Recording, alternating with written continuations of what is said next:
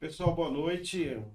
Prazer estar novamente aqui no nosso podcast, começando aí mais um episódio. Hoje está conosco aqui o advogado e professor Felipe Azuma.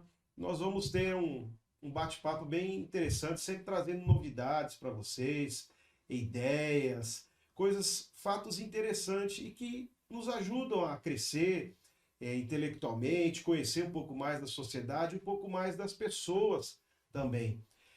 Sempre lembrando vocês para se inscrever no nosso canal, considere fazer isso, avaliando o que nós vamos conversar, o conteúdo que nós trazemos para vocês. Eu tenho certeza que vocês vão gostar. Beleza? E aí, Felipe, tudo bem? Joia, Maurício, boa noite, né? Satisfação estar aqui contigo no seu podcast, segundo podcast, né? Segundo episódio. Segundo episódio. Para quem não sabe, eu e o Maurício, a gente se conhece aí já tem algumas décadas. Algumas Já décadas, mesmo. foi, né? Desde 96, 97, por aí.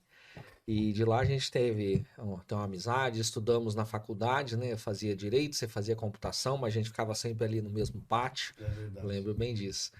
É E verdade. fico aí à disposição para você perguntar, para você tirar suas dúvidas ou as dúvidas do público, Legal. enfim. O... Eu não falei inicialmente aqui e tal, mas Felipe é vamos dizer, um profissional, um advogado, um professor renomado, é uma pessoa que dá uma contribuição muito importante para a justiça do nosso país, vou dizer assim. Então, assim, Felipe, antes de tudo, eu fico contente por você ter aceitado esse convite. E como nós sabemos que você é um advogado criminalista, e uma coisa, né, que a gente sempre ouve por aí, que não é fácil ser um advogado, ainda mais criminalista, né? É uma área assim que poucas pessoas optam por transitar. Mas assim, a gente percebe que as pessoas que realmente transitam por essa área são aquelas pessoas que parecem ter um chamado, que realmente vem a necessidade, né?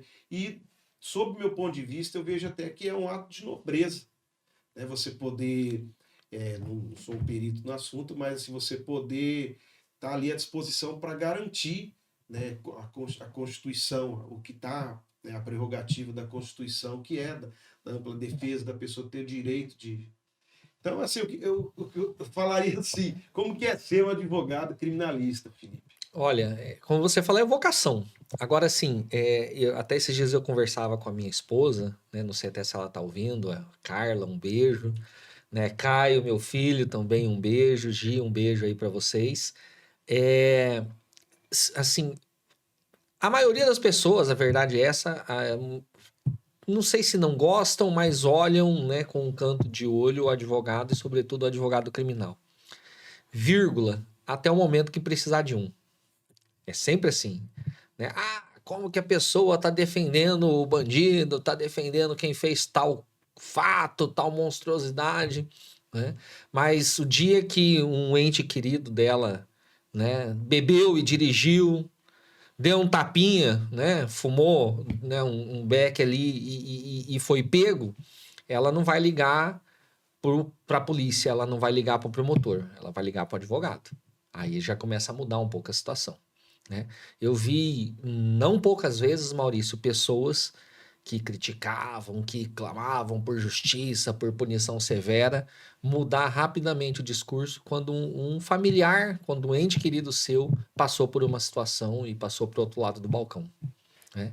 Então, sem sombra de dúvidas um sacerdócio, né? Eu faço isso por vocação, eu gosto, né, da advocacia criminal, eu gosto de defender aquele que hoje é o oprimido. Ele pode ter sido o opressor de ontem, quando praticou um crime, mas hoje ele é o oprimido. Porque a partir do momento que a pessoa pratica um crime, ou ela é acusada, é investigada da prática de um crime, tem todo um aparato estatal que se volta contra ela.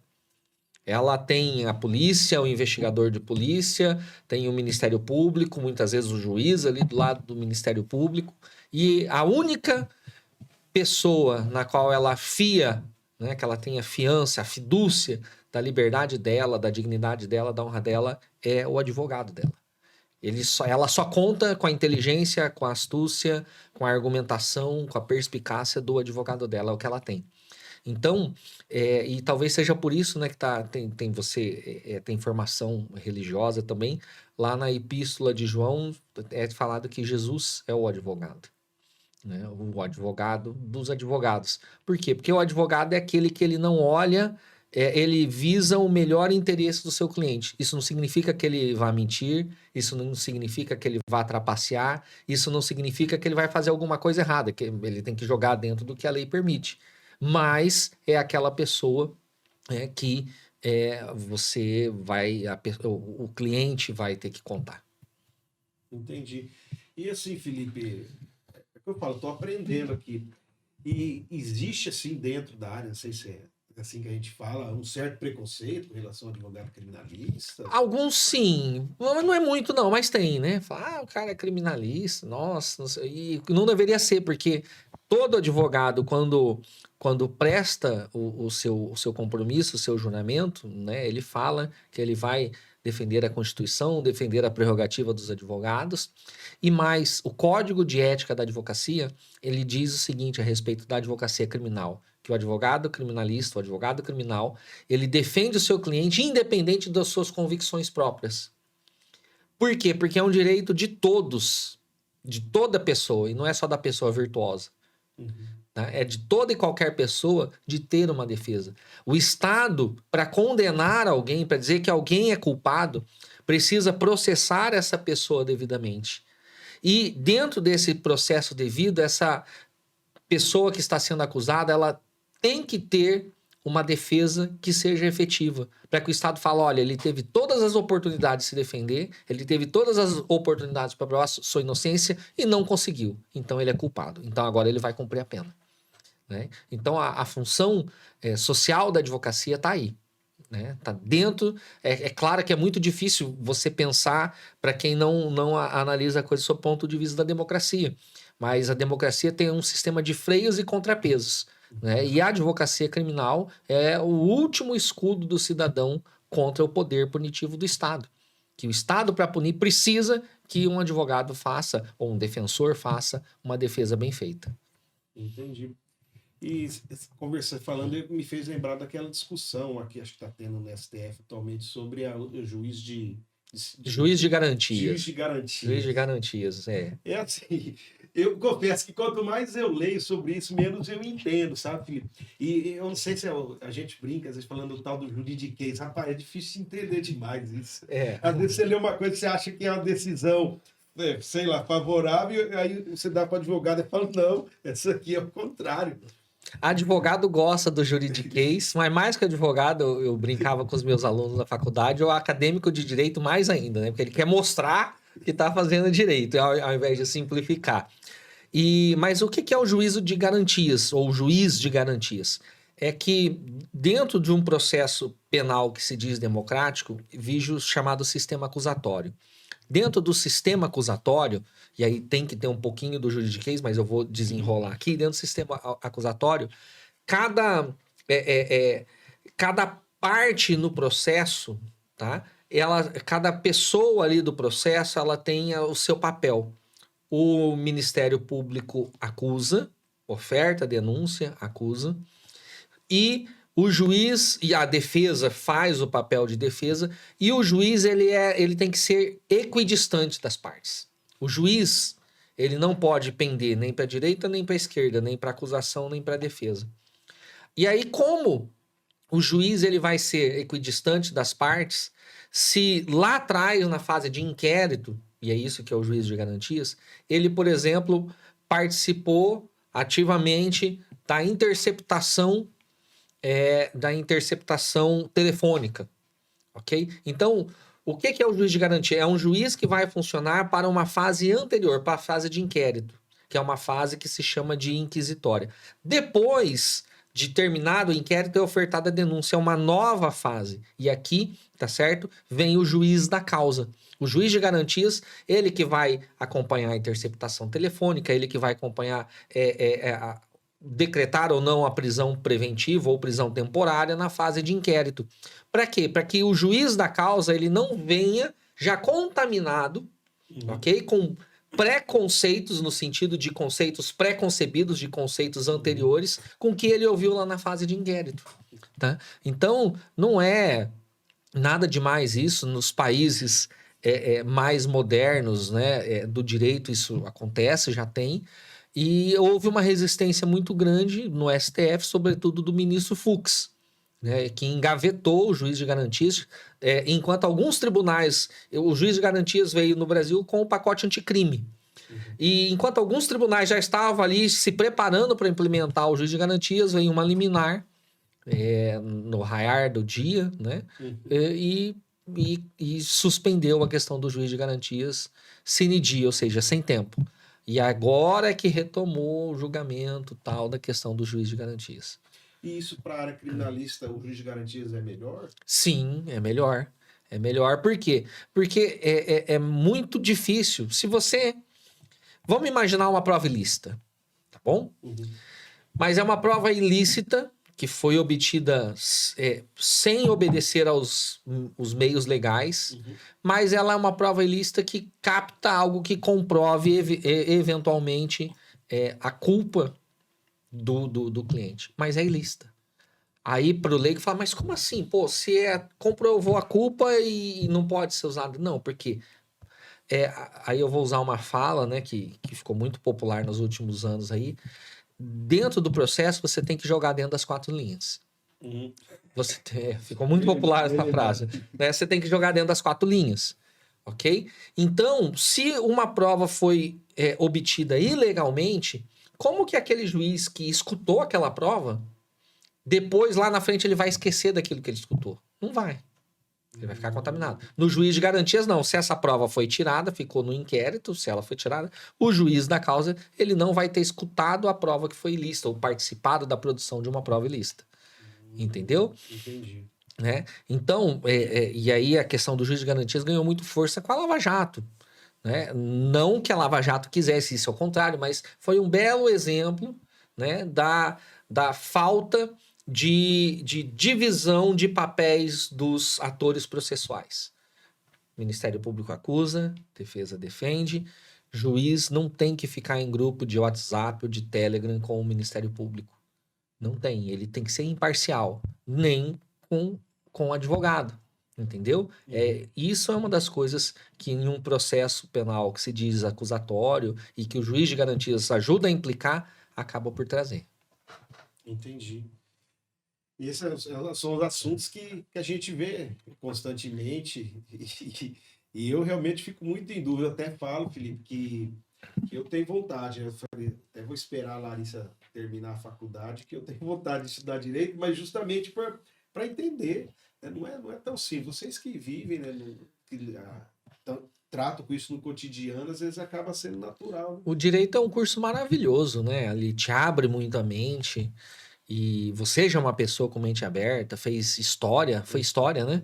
Além da computação, né? Tem 2 faculdades, eu admiro muito quem tem, né? Essa força de vontade e persistente de fazer 2 graduações, né? Hoje eu já não tenho mais aquele ano que eu tinha, sabe? Agora eu comecei a ver um tema aí para o doutorado, uma possibilidade de um tema, mas é difícil, ainda mais com as crianças e tal, parece que é difícil você, assim, retomar, né? Sim. Quando eu fiz os outros estudos... Assim, e a variança toma tempo também, né? Absorve demais, consome demais. A vantagem do direito que me ajudaria muito. Ajuda, com certeza. Por exemplo, atualmente presidindo a CCJ, estou já no 2º ano presidindo a CCJ da Câmara, aí a gente vê a importância de você, sabe, de estar alinhado com o direito, de te conhecer a fundo para não correr o risco, né, de você deixar, às vezes, ir para a pauta algum projeto que não poderia ir, que não né? poderia, né? E, às vezes, Felipe, é uma coisa assim muito... Às vezes passa despercebido, alguma coisa... Você vê ali, tem um parecer, tem uma orientação jurídica, a gente tem na Câmara, mas, às vezes, tem um detalhe que, às vezes, ali passou e pode dar um quiprocó, pode dar um problema sério. Então, acho que isso aí ajuda também nesse sentido. Felipe, você lembra, assim, mais ou menos de cabeça, quantas causas já ao longo da... Você já está com o quê? Uns 25 anos de profissão? Eu formei em 2000, né? Então já vai para 22. Só que assim, eu falo, em algumas coisas eu atuei enquanto acadêmico, né? Então, por exemplo, eu fiz júri enquanto acadêmico com meu pai. Então eu brinco, eu tenho 22 de formado, mas eu tenho mais de 25 de júri, Entendi. né? Eu lembro do É, seu pai. né? Então assim, eu não catalogo, cara, é uma falha minha de catalogar. Até também a minha advocacia, ela não é de muitas causas. Eu até falei isso uma vez com você, né? Tem advogados que às vezes fazem muito volume. Eu não tenho muito volume. Eu trabalho naquilo que se chama de advocacia de boutique. É uma coisa, eu consigo é, é, selecionar mais as causas que eu pego, né, para poder trabalhar melhor. Mas já foram várias, né? E esses dias atrás eu estava olhando alguns arquivos meus ali, e de nome de cliente que eu já não lembrava mais, do fato que eu não lembrava mais, eu comecei a vasculhar ali no meu computador, né? Aí você já começa a perder a memória das causas e dos causos, né? Felipe, eu lembro, depois eu quero voltar no assunto, mas vou fazer uma pergunta. Antes que você falou do júri, eu lembrei de um assunto também a nível nacional, que inclusive tramita no STF, sobre Tribunal de Júri, legítima defesa da honra, as coisas que eu gostaria de Uhum, conversar contigo.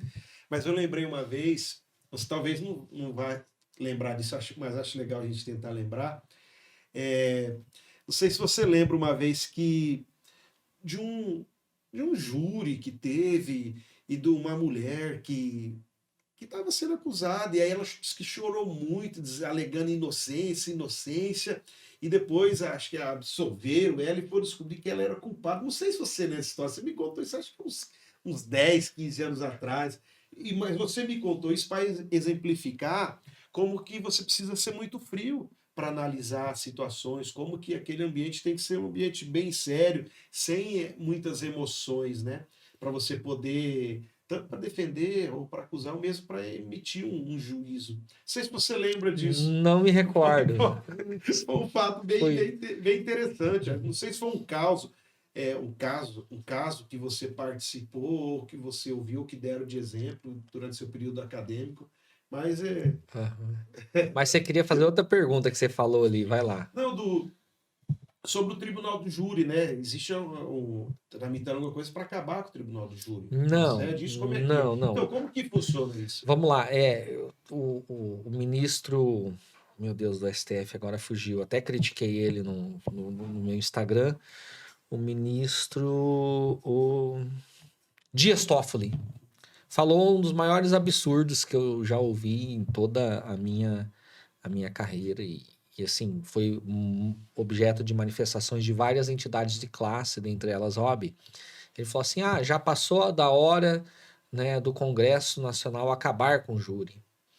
E isso é impossível, a não ser que fosse o que houvesse o que a gente chama no direito de ruptura institucional, que seria o caso de uma nova constituinte. Por quê? Porque o Tribunal do Júri, ele está previsto ali no artigo 5º da Constituição, e o artigo 5º da Constituição traz aquilo que é chamado de cláusulas pétreas. Pétreas vem de pedra, ou seja, de algo rígido, imovível, duro, que não pode ser objeto sequer de emenda constitucional. Entendeu? Então, é prevista a organização do Tribunal do Júri com a competência que a lei lhe der assegurada, a soberania dos vereditos, tá? O sigilo das votações, ok? Tem 4 coisas ali que são asseguradas a respeito da existência do júri e de garantias do júri. Então, quando o Dias Toffoli falou essa besteira, e aí você vê, olha só, você já se influenciou, estão querendo acabar com o júri, vão acabar. Não é porque o cara falou. Eu não sei se pode falar palavrão aqui no seu podcast. Tranquilo. O cara não é palavrão, não. O cara falou uma merda, né? A verdade é essa. Falou uma merda bem grande. E aí, né? E aí ele acabou girando isso aí, mas não tem como acabar com o júri porque ele é a cláusula pétrea, ele pode ser modificado, ele pode ser aperfeiçoado e precisa ser como tudo, mas acabar com ele não tem, é fora de cogitação. E aí ele falou, não, porque para mim não é cláusula pétrea, mas ele pode achar o que ele quiser, né? Que ali na frente vai passar o Saci Pererê pulando, não vai, porque o que ele acha não transforma as coisas, mas infelizmente, a gente vem passando por isso aí em nível de Brasil, né? Em nível de Supremo. E Felipe, e aí, numa situação hipotética, se acaba. Vamos supor que acaba o tribunal de júri. Como que fica Não, passaria. Não, o júri. Então vamos delimitar aqui, né? Esquecemos de fazer. O júri ele julga os crimes dolosos contra a vida. Aqueles crimes onde há a intenção de tirar a vida de outro. Que o Código de Processo Penal traz 4, tá? O homicídio, o aborto, o infanticídio e o induzimento ou instigação ao suicídio. Já mexa aqui, ó, vamos ver se ele já. O induzimento ou instigação ao suicídio. São os 4 crimes que o tribunal do júri julga e os conexos a eles, né? Uhum. Então, se acabasse o tribunal do júri, esses crimes seriam julgados pelo juiz togado, pelo juiz de direito que prestou concurso, etc e tal. Entendi. Entendeu? Ficaria mais ou menos aquele padrão que a gente conhece, que vê na maioria. E isso, a maior parte dos casos não são julgados pelo júri. Diferente dos Estados Unidos, onde a maior parte dos casos, quando são postos em julgamentos, é o júri quem julga. Né? Então fala, mas é uma coisa atrasada. Bom, então pera lá, então vamos olhar para os Estados Unidos, se é bem assim. Né? Eu vou trazer uma história aqui do Arco da Velha, também você não vai lembrar. Eu lembro uma vez também, na sua República ainda, eu cheguei um dia lá na sala, você estava assistindo 12 Homens e uma Sentença. Esse filme é muito bom. Só que você estava assistindo a versão... que tem a versão clássica, né? E a nova. E a nova, vocês estavam assistindo a nova. Eu assisti a clássica, esse tempo é fantástico. É fantástico. Quem Por quer... causa de um cara que persistiu, mudou o posicionamento dos outros 11, né? Quem quer estudar um pouquinho sobre argumentação, esse filme é muito legal. É muito legal. Fica aí a indicação, né, para assistir esse filme. 12 homens, eu olho para cá, para lá. 12 homens, tá? E uma sentença. Por quê? Porque é um réu que está ali à beira de ser condenado. Para quem vai contar a história, ele está ali na beira de ser condenado. E quando nos Estados Unidos o júri ele discute a causa, os jurados, e são 12 jurados, diferente daqui que são 7, e tem todo mundo ergue a mão para condenar. Já vão fazer a votação, já vão passar a guilhotina do cara. E aí o que ocorre? Um cara fala assim, ó, eu tenho dúvida. Dentre os 11. E aí todo mundo fica furioso com ele, cara. Todo mundo queria ir para casa, todo mundo queria, né, já terminar o julgamento ali. Parecia muito óbvio que o cara era culpado, era o autor do crime. Fala, eu tenho uma dúvida disso. Ai, pá, que absurdo, não sei o quê. E aí ele coloca mais uma dúvida, né? Mais um questionamento. Aí o outro falou, já ergueu a mão. Falou, também fiquei na dúvida. E aí foi 1 a 1, até que só restou um, né? Que ainda acreditava que era culpado. É muito bom aquele filme. Eu assisti a versão... Eu acho que eu só assisti a versão original, você E lembra? tem uma versão russa, inclusive, desse filme. Me mandaram uma vez ali... Mas o original será que é o russo? Não, eu acho que não, mas tem uma versão russa. É muito legal. Você lembra, Eduardo, quem foi o diretor da versão clássica? Que acho que é até preto e branco, né? É, preto e branco. É preto e branco. Tô pesquisando agora. Ele não lembra, mas o Google vai lembrar, né? E eu assisti esses tempos, acho que eu tava numa vibe de Alfred Hitchcock, alguma coisa, e eu acabei no meio assistindo. Cara, você falando de filme, tem um filme que retrata pra mim muito bem o que é a advocacia criminal, que se chama também um clássico muito bom, com Tom Hanks, se chama A Ponte dos Espiões. Muito bom. Já assistiu? Já assistiu? Pode anotar. Não lembro. Cara, é muito bom porque o Tom Hanks é um advogado americano que ele começa o filme ele defendendo na época da Guerra Fria, então vamos contextualizar, na época da Guerra Fria, né, entre Estados Unidos e União Soviética, ele começa ali defendendo um espião russo, que foi pego ali nos Estados Unidos como um espião russo. E aí, era um crime que teve muita notoriedade. Tem uma cena, logo no início do filme, que o Tom Hanks entra no trem, aí as pessoas estão com um jornal que tinha notícia do julgamento e tinha a foto do Tom Hanks como advogado do espião russo.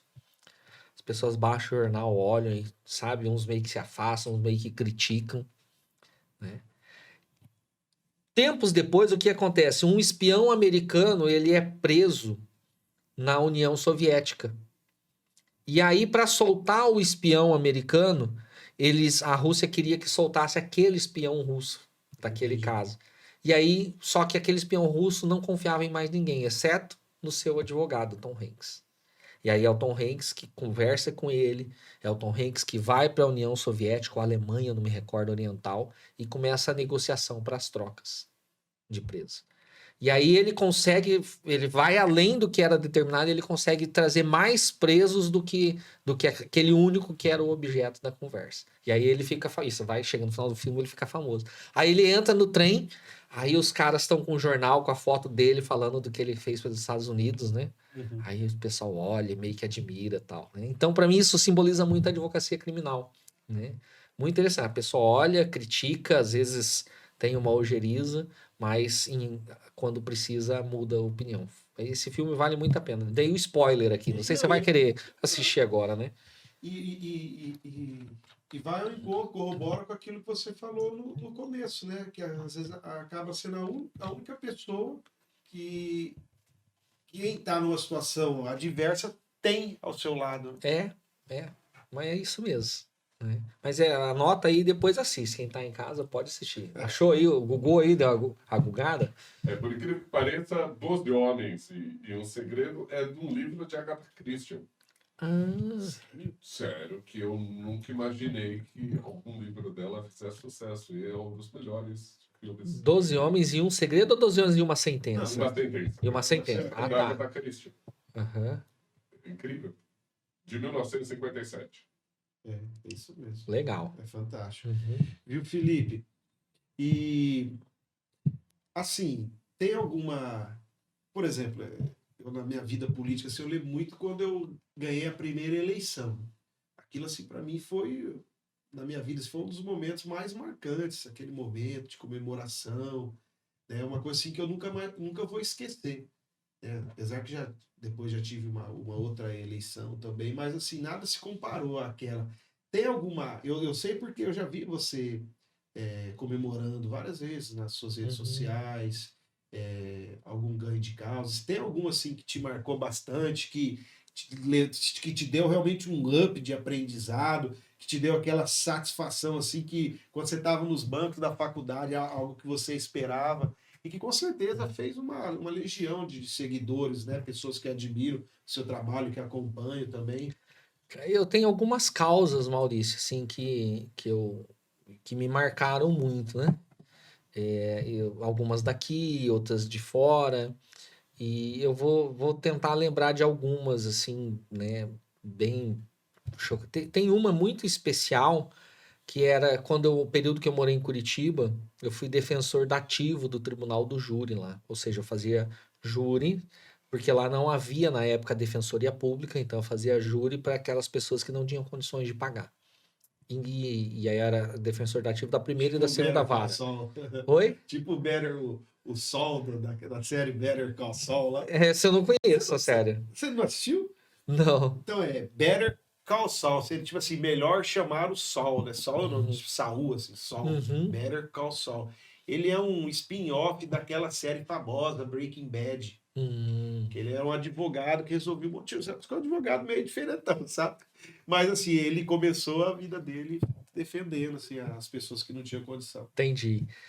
E aí tem uma causa que me marcou muito, porque foi de uma mulher acusada em 1987, só que ela foi julgada em 2003 ou 2004.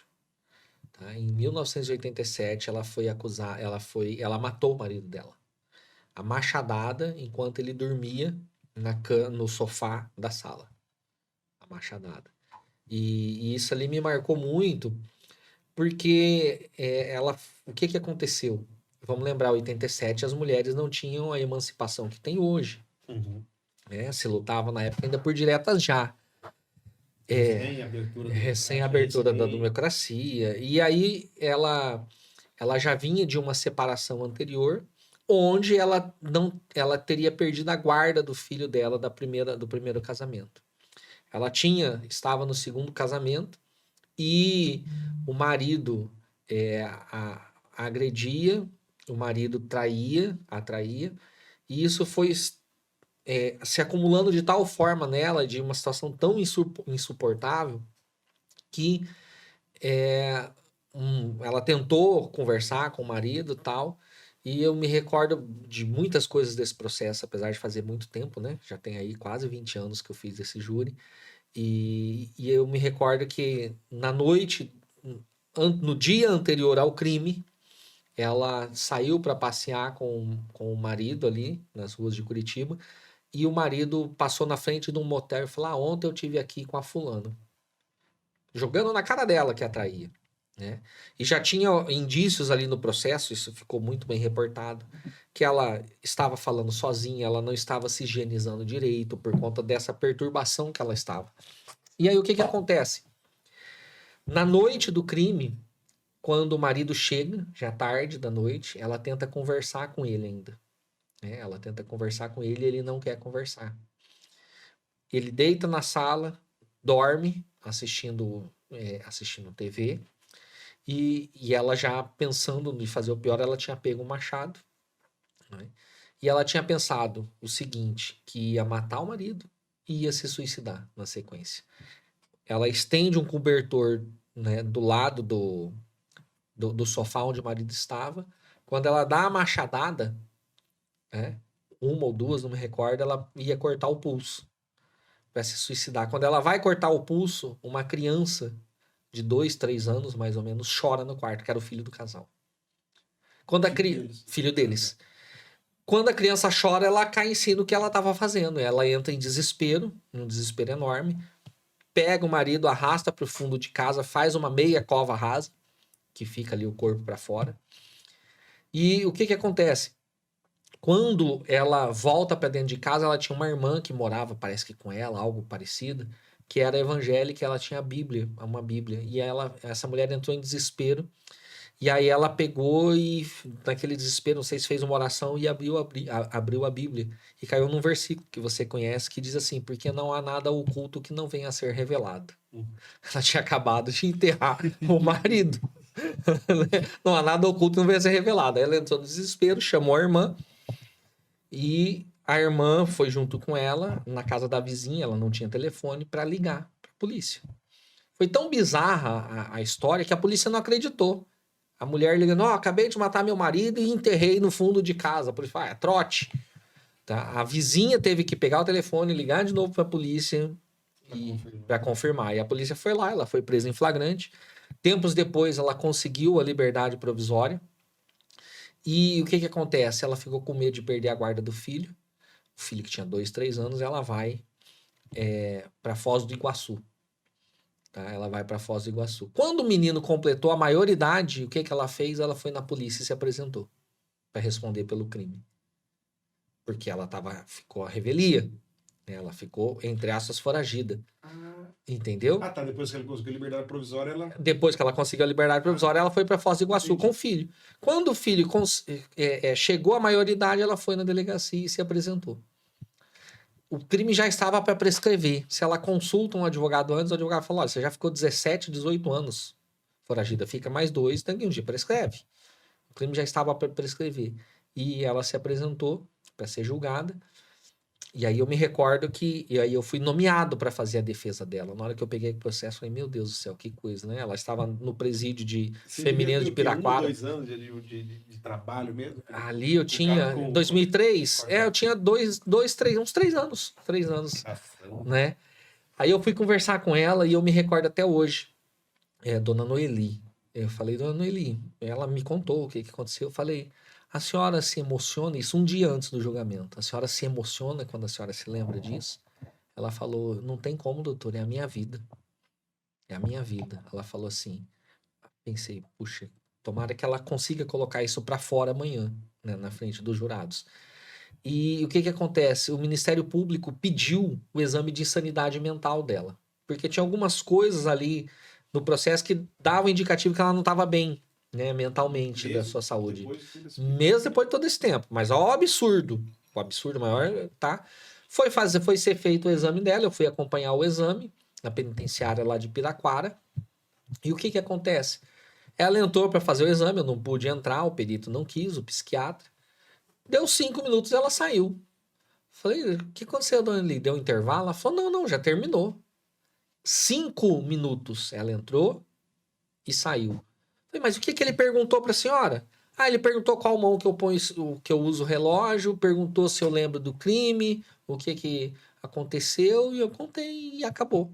Aí veio o laudo lá dizendo que ela era absolutamente capaz ao tempo da ação e da omissão de entender o caráter do fato. Dizendo que ela não tinha doença mental nenhuma. Pô, como que você vai constatar algo de 17 anos antes, né? 5 minutos. Em 5 minutos. E assim nós vemos como são algumas perícias aí feitas, né? E aí eu me recordo, na época, minha irmã fazia psicologia. Eu falei, Letícia, eu preciso da sua ajuda. Eu tenho convicção de que essa mulher não estava bem psicologicamente. Tenho convicção, porque tinha muitas coisas ali que dava esse indicativo no processo. Ah, no tempo do crime. No tempo do crime, tá, beleza. entendeu? Porque tinha isso no processo. Né? Dela estar falando sozinha, dela não estar se higienizando, dela... Não me recordo quais eram. E aí a minha irmã me passou uns livros, e eu fui estudar, tinha uma escala, né?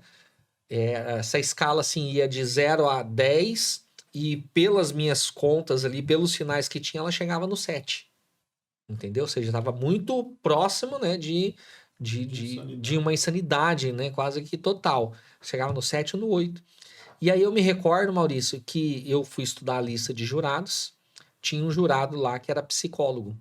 Falei, puxa vida. Pensou, eu sou formado em direito, não sou formado em psicologia, eu vou falar desses negócios, tá o jurado psicólogo ali, eu acho que é melhor eu recusar. Porque o advogado no júri, ele pode recusar 3 jurados, o Ministério Público também, por estratégia. E aí, só que eu já tinha exercido as 3 recusas anteriores. E aí o psicólogo caiu. Falei, caramba. Mas fica muito desconfortável, né? Claro. É que nem você tá falando de direito para mim, ou eu tá falando de computação para você. E aí eu fiz ali, né? Utilizei o meu tempo, argui acho que 3 teses.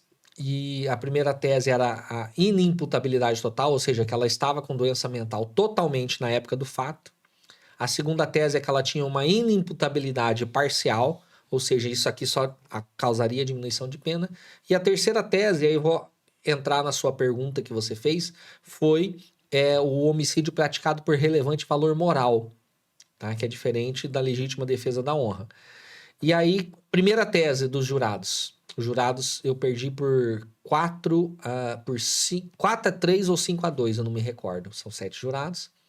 Quando eu tive esses 2 votos na tese da inimputabilidade total, eu falei, a próxima vai passar. Que era parcial. Aí, acho que eu ganhei por 5 a 2 ou 4 a 3. Então, já diminui a pena. Quando chegou no homicídio praticado por relevante valor moral, diminuiu mais um pouco a pena ainda.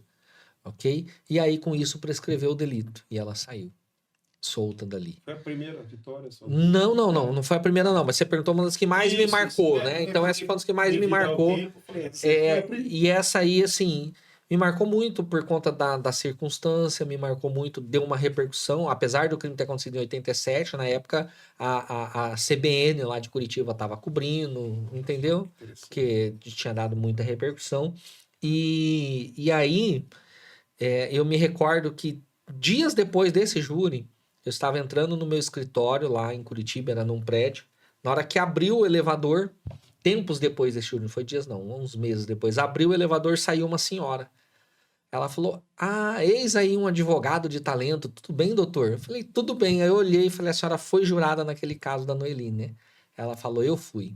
Aí ela falou, doutor, só uma mulher que passou pelo que ela passou entende o que ela fez. Aí eu falei, essa jurada veio comigo. Ficou a deixa, né? Essa jurada veio comigo. Mas que legal, e ela apareceu lá só pra... O que? A jurada? Não, foi um encontro fortuito. Ela foi no prédio lá onde tinha o escritório, foi uma coincidência. Entendeu? Uma feliz coincidência. Foi uma feliz coincidência. Então tem alguns casos, né? Esse me marca. Tem outros daqui, que aí talvez eu preferia até não falar, né? Não expor.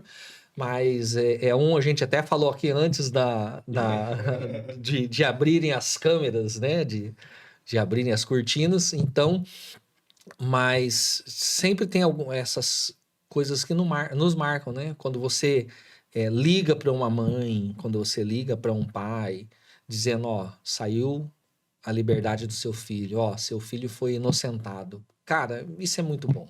Supre todas as críticas, todos os olhares enviesados que as pessoas te dão. Isso aí é uma coisa que não tem recompensa. E eu aprendi com meu pai. Meu pai, ele sempre ia no momento do cumprimento do alvará. Ele fala, não, nessa hora o advogado tem que estar presente. Quando o oficial de justiça chega lá, entrega o alvará para a pessoa, né? E fala assim, ó, você está livre, essa hora você tem que estar presente. E é muito bom. É muito recompensador. É muito mais do que o dinheiro, é muito mais do que essa questão, né, material. É uma questão, para mim, de vocação. Entendi, Felipe. E assim, Felipe, uma pergunta pra gente fazer, o clima descontraído e Vai tal. lá. Lógico, todo mundo tem uma profissão porque quer ter uma vida boa, uma vida melhor, né? Quer sempre crescer na vida. É uma profissão que realmente tem um salário razoável, uma coisa. Bom, né? Vamos dizer, uma Cara, boa área, né? O cara se forma em medicina, quero fazer dermatologia porque essa é a do momento. Eu quero fazer psiquiatria porque tal. Porque a pessoa procura uma melhora na vida, né? uhum. Claro, às vezes procura juntar aquilo que gosta com um salário maior. E é interessante Cara, tudo vai de ouvir zero. o sacerdote. Não, vai de 0 a 100. Uhum. Entendeu? A advocacia, ela te proporciona isso. E aí, quem, se por acaso tiver algum acadêmico de direito aí nos assistindo, saiba disso. Se você quiser optar pelo concurso público, tá? É uma excelente carreira, mas você vai ter um limite. Você sempre, a não ser que você seja corrupto. Então, você fala, eu quero ser rico, eu vou fazer concurso público. Então, você vai ser corrupto. Então, para com isso. Ué, né? Por quê? Porque você tem um salário digno, honrado, um bom salário, mas é um salário. Você tem que saber que você vai ter o teto, um limite. A advocacia, né, não tem isso. Mas, se você pegar a grande parte dos advogados, estão lá ralando, suando dia a dia para conseguir sobreviver. Principalmente os que estão no início. Agora, ela te dá a oportunidade de, às vezes, eu brincava com um amigo meu, de você, um dia todo advogado vai ter a chance de dar aquele chute na veia, assim, ó, pá, aquele gol de placa. E aí você abraça. Claro. Entendeu? E aí você abraça. Por quê? Às vezes você pode pegar, né? A criminal não é a área que dá mais dinheiro. A civil dá mais dinheiro que o criminal. O tributário dá mais dinheiro que o criminal. Entendeu? No geral. Agora, é claro, em cada uma das áreas, se você tiver um destaque, você vai ser bem remunerado. Claro. Né? Cada área, qualquer que seja a área do direito e da advocacia que você tiver, e você tiver um bom destaque, você vai ser bem remunerado. Você vê advogados trabalhistas prósperos, criminalistas prósperos, civilistas prósperos, e o inverso também, Uhum. né? E o inverso também. Mas é claro, não é só sacerdócio, né? Porque cada trabalhador é digno do seu salário, isso é bíblico, né? E é claro que você trabalha porque você gosta, se sente vocacionado, mas você precisa colher os frutos do seu trabalho. E isso faz parte, né, dessa questão profissional. Uhum. E Felipe, eu estava esquecendo aqui também que você é professor. Tava de licença, eu tive que pedir exoneração esse ano. Eu sou professor dos meus cursos, né, online. Não, mas assim, há pouco, né, que você deixou de lecionar. Sim, mesmo, né? faz. Mas aí já perguntando pro professor Felipe, a gente tocou um pouco no assunto a respeito também, uma outra discussão que tem, que eu li alguma coisa, sobre a questão do limite lá aquele que fala da honra, da legítima defesa da honra. Correto. Isso também é uma coisa que está em discussão, né? Na verdade, termo. na verdade, Maurício, bom, nós falamos aqui no início, eu tenho, né, mais de 25 anos de júri, mais de 22 anos de formado. Eu nunca usei em nenhum júri meu, nunca usei a tese da legítima defesa da honra. Uhum. Tá? E eu confesso que eu acho que eu nunca assisti um júri do advogado utilizando a tese da legítima defesa da honra. Eu acho. Estou puxando na memória agora aqui, eu não me recordo. O que é a legítima defesa da honra? Que é algo que foi muito utilizado na década de 70, um pouco na década de 80. Na de 90 já caiu, não em desuso, mas caiu no sentido assim, na consideração de ser uma tese legítima. Ok? A legítima defesa da honra era utilizada para o homem traído, tá? E aí tem todo um componente machista nessa história, né? Uhum. Que era o homem traído, a mulher traída não. O homem traído que matava a mulher. Entendi. Entendeu? E aí ele falou, não, eu agi em legítima defesa da minha honra. O caso mais famoso que se sabe é do caso chamado do Doca Street, que era um playboy de São Paulo que matou uma socialite do Rio de Janeiro. Por quê? Porque ele atraiu, ele matou com um tiro. Quem fez o júri do Dock Street na época tem um livro chamado A Defesa Tem a Palavra, que tem toda a defesa do Dock Street, foi um ex-ministro do Supremo, um dos maiores advogados criminalistas do júri, Evandro Lins e Silva, na época, entendeu? E no primeiro júri o Doca ele é absolvido, tem a pena bem diminuída, e no segundo júri ele é condenado. No segundo júri não foi o Evandro quem fez. E aí, a doutrina já, quando eu estudei, entrei na faculdade em 96, a doutrina já falava que não cabia a existência da legítima defesa da honra. O que aconteceu é que agora houve uma ação movida no Supremo e o Supremo disse, olha, não pode ser utilizada a tese da legítima defesa da honra.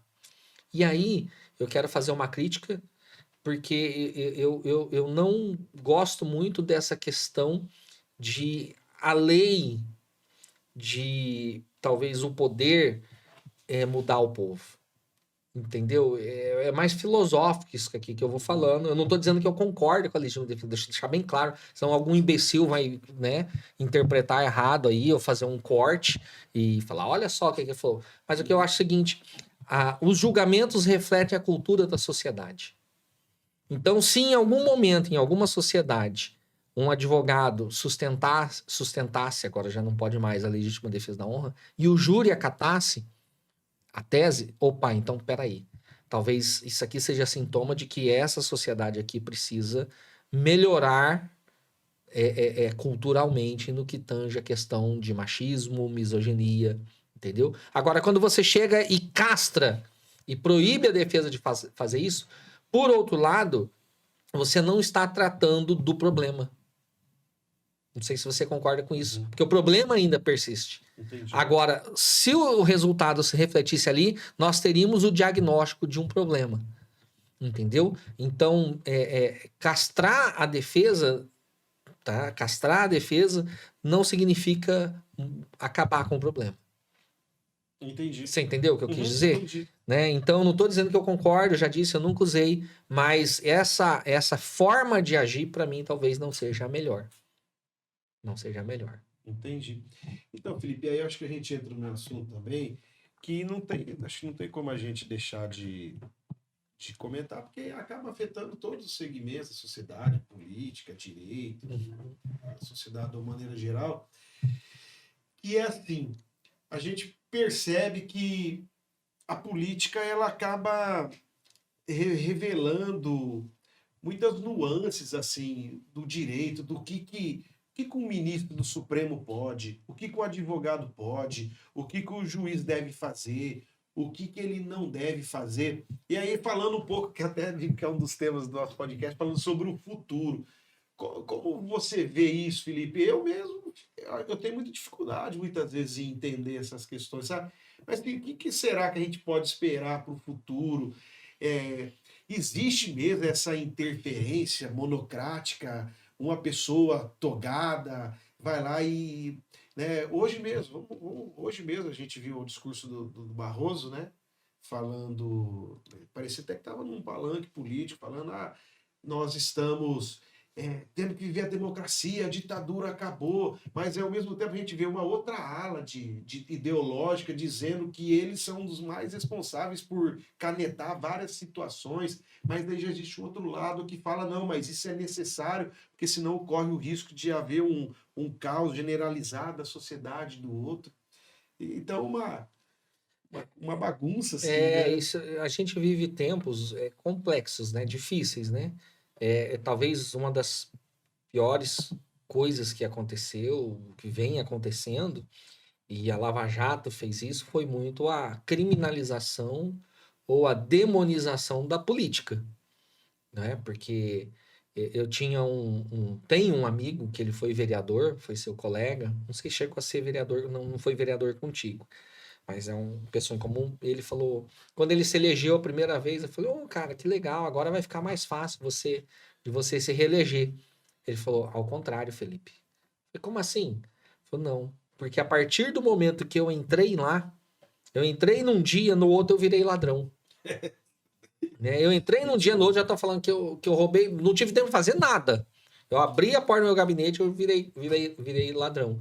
Então a gente tem que aprender que a política é algo necessário e tem que ser bem feita e ocupadas por pessoas boas, né? Até eu estava numa discussão num grupo aqui de amigos. Você podia sair candidato a alguma coisa. Eu falei, cara, eu não quero. É um preço muito alto que se paga, né? Uma exposição muito alta que se paga.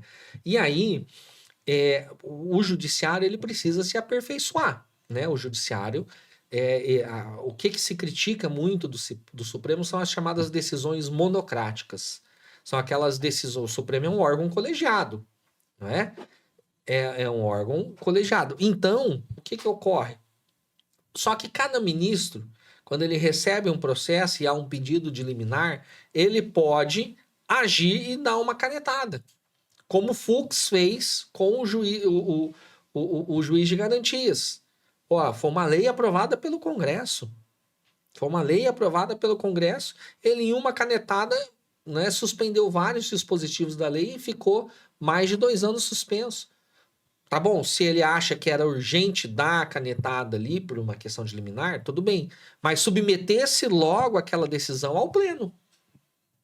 Para que aí para que o colegiado decidisse. Não, Fux, você tá certo. Não, você tá errado. Quanto tempo se passou e algo ficou subjúdice por conta da decisão de quando essa decisão deveria ser coletiva? Entendeu? Então é um problema que a gente tem enfrentado. Né? Que a gente precisa.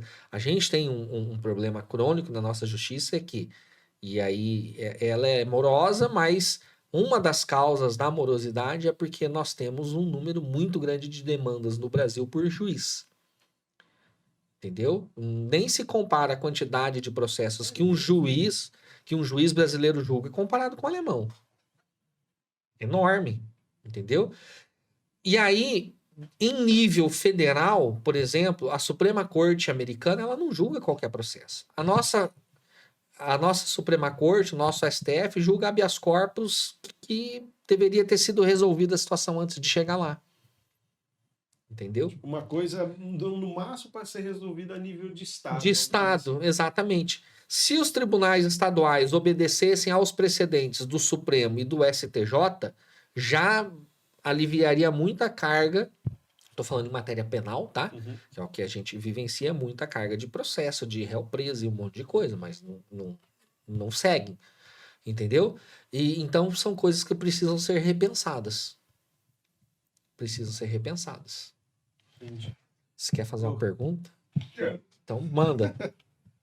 Aí é que tá. O Supremo, ele interfere nas decisões. E me parece que em outros países não. Mas você vê o caso americano, por exemplo. A segregação americana nas escolas termina em 1957, quando o Supremo decide que é inconstitucional separar as escolas. Isso é um dilema, né? Porque muitas vezes a política é mais lenta do que o judiciário, né? E o judiciário é garantidor dos direitos. Como é que fica esse dilema? Então, é que assim, o judiciário, né? E o judiciário, ele é a última palavra, entendeu? E como última palavra, ele tem a última palavra, e como última palavra, no topo do judiciário está o Supremo, né? Então, decisão judicial, em regra, você obedece, você cumpre. A que você não cumpre, você recorre, né? E assim, mas aí vamos pegar o Supremo americano, ele decide questões muito importantes, de caráter geral. E o nosso Supremo não.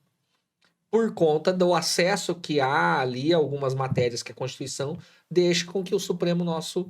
Né? Então, o nosso Supremo ele deveria ter julgado a questão das células troncos, do aborto, do anencéfalo, que são coisas de caráter geral, de um pensamento. Mas não, mas ele julga... tem casos, né, do furto do mercado, do furto do mercado, ladrão de galinha que chega lá. Não poderia, né? Não poderia. Mas é uma coisa assim difícil de equalizar essa questão de política, judiciário, né? Você usou um termo que a política às vezes ela é mais lenta e o judiciário é garantidor dos direitos. De fato, né? De fato. E aí, Felipe, uma coisa que eu estava lembrando também aqui, e eu lembro que eu tomei pé dessa situação a primeira vez lendo um livro do Romeu Thomas Júnior. Não sei se você conhece Assassino de Reputações, Assassinato de Reputações, alguma coisa. Conheço o título, não li o livro, mas conheço o título. Eu não li o livro inteiro, mas eu li grande parte dele.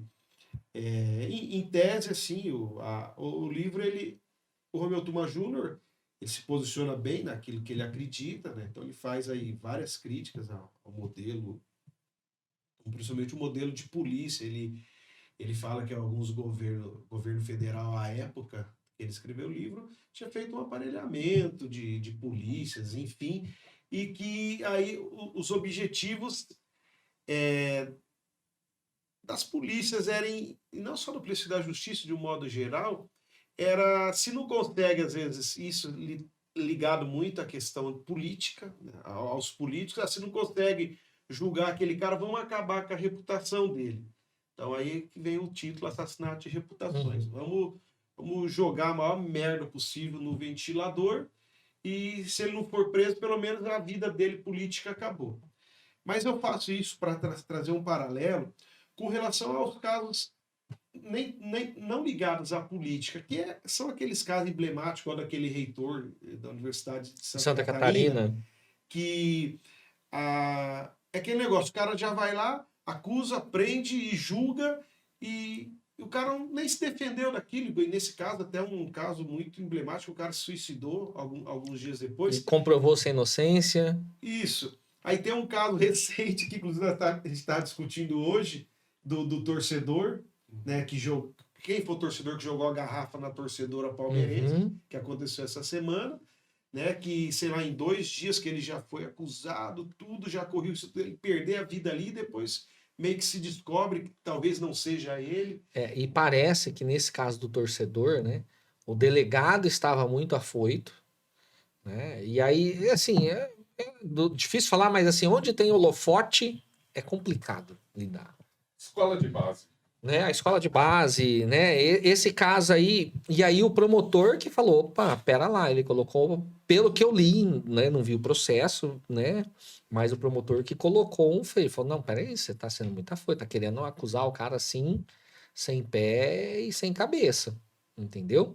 Escola base, né, a escola de base é um caso emblemático, e eu era criança e você talvez Era do lado mais da minha novo, casa.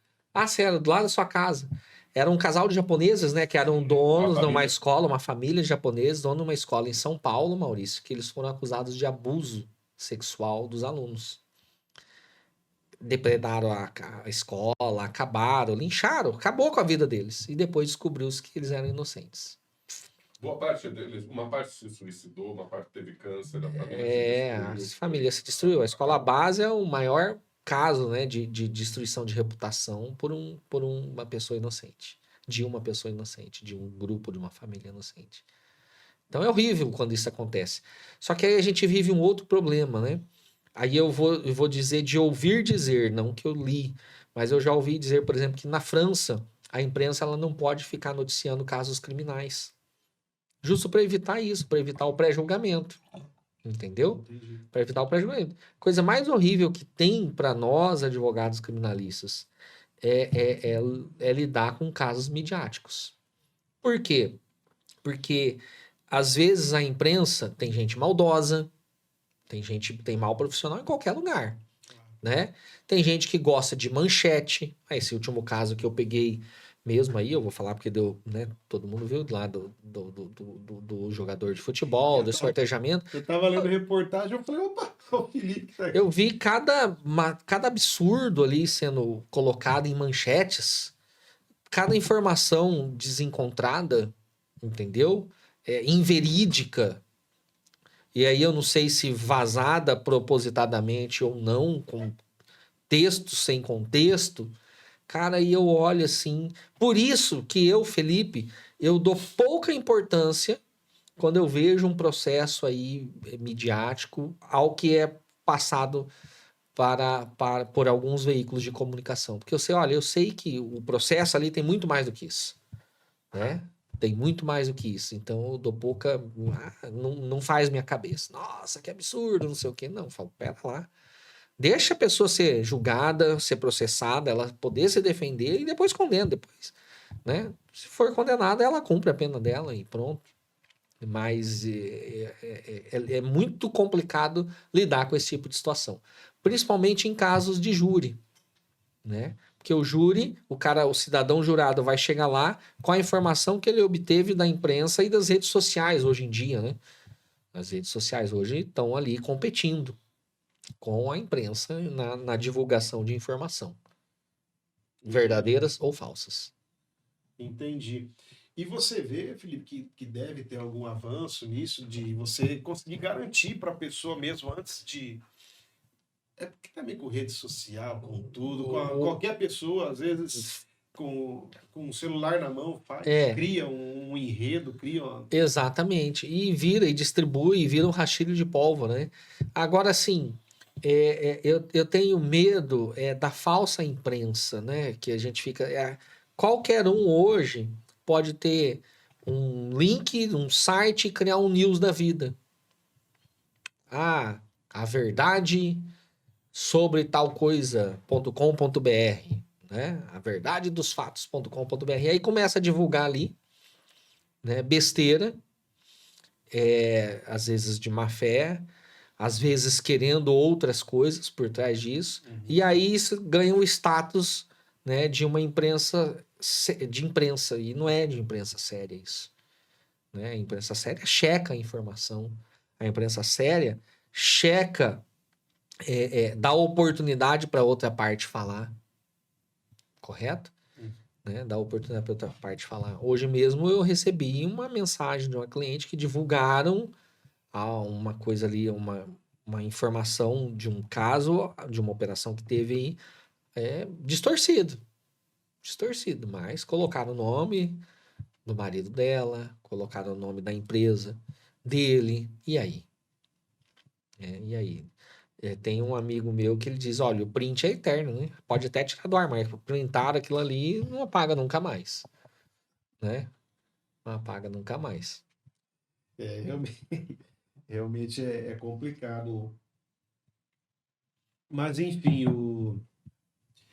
e acaba, você acha que algumas vezes, não estou falando no seu caso, mas de um modo geral, você está falando das matérias midiáticas, eu lembrei do caso do menino Bernardo, né? Que Uhum. aconteceu, teve aquele também que inclusive esses dias acho que ela obteve a soltura Da Suzane von Não, Richthofen, não, da Suzane von Richthofen também, mas daquela outra da que Jatobá.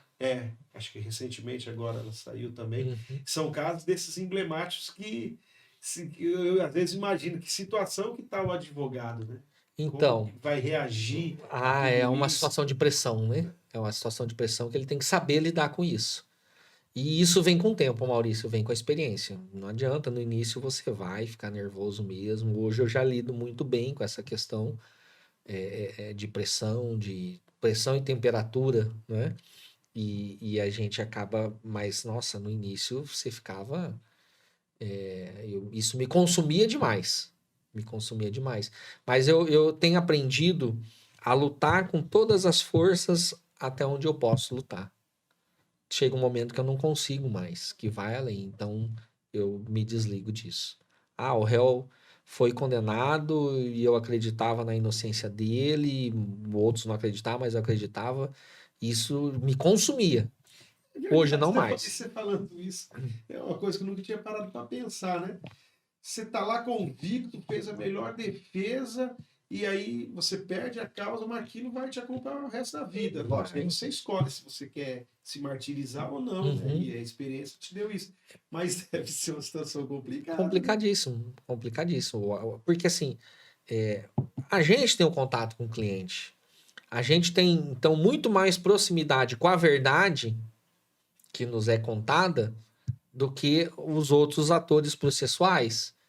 Então, cara, isso consome, né? Nossa, você sentir o fardo, o peso de uma injustiça, você tem que saber lidar com isso. Tem que saber lidar com isso. E Felipe, e a terceira geração de advogados criminalistas? Cara, agora a filha não sei se vai ser criminalista, né? Mas parece que ela gosta. Ela gosta, ela tem feeling. Eu acho que ela, se ela quiser ganhar dinheiro, ela vai para outra área, melhor, né? Do que da área criminal. Mas, assim, isso é uma honra, né? Meu pai era advogado, eu sou advogado. Minha filha disse que quer ser advogada.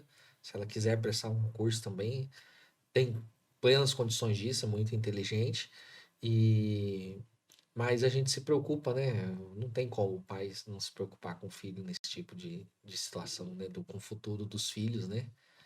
Ela já disse que é o direito. O Caio, meu outro filho, ainda não se decidiu, né? Ai, tá novinho. Tá novo ainda, tá novo. Felipe, e pode-se dizer hoje, o Felipe, que tem aquelas frases clichê que a gente vê na internet, mas que acaba refletindo uma certa realidade, né? Como é que é? Fala, escolha fazer o que você gosta, que você nunca vai trabalhar na sua vida. Uhum. E você, chegando hoje, analisando aí mais de 25 anos atuando na área, contando faculdade, que você escolheu o caminho certo, aquilo que realmente você fez, que se sente realizado como ser humano? Cara, eu como poucos na faculdade, é porque a maioria se chega lá, a pessoa não sabe o que quer, mas E eu conheci a maioria dos seus amigos. Isso, você conheceu a maioria dos meus amigos, exato. Graças a Deus, eu nunca tive crise vocacional, Maurício. Eu nunca tive, nossa, o que eu vou fazer e tal. Quando eu decidi por fazer direito, eu sabia que eu queria advogar. Entendeu? E assim eu venho. Então, cara, eu me sinto realizado. Claro, tem muito ainda para frente. Eu acho que o meu melhor ainda está por vir. Né? Dizem que o melhor do advogado é dos 45 aos 60. Então eu vou entrar nessa fase ainda. Você tá com 44? 44. Você é um ano mais velho. Eu vou entrar nessa fase ainda. Então vamos ver. Né? Eu vou gostar muito de acompanhar, porque assim, eu já vejo você como um profissional excepcional naquilo que faz, né? Porque você tá aqui, não, isso aí, quem convive comigo sabe. E, pô, que legal ainda, se vai vir o melhor ainda. Dizem, né? Espero que venha, né? Deve vir, sim. Espero que venha. Que legal, Felipe. Eu fico contente aí de